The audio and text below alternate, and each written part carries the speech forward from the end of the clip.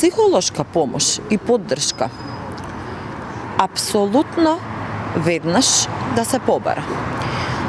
Да се бара помош од психолог во 21. век не треба да биде срам, ниту потешкотија. Психолозите се достапни, бесплатна е поддршката.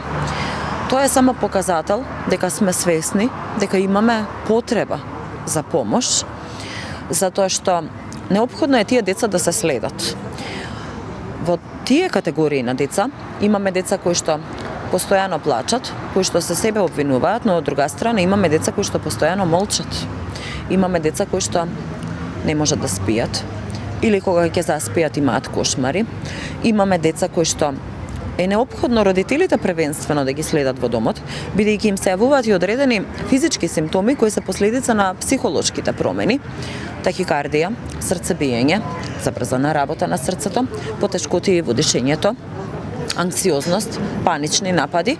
Кај тие деца е сега присутен стравот.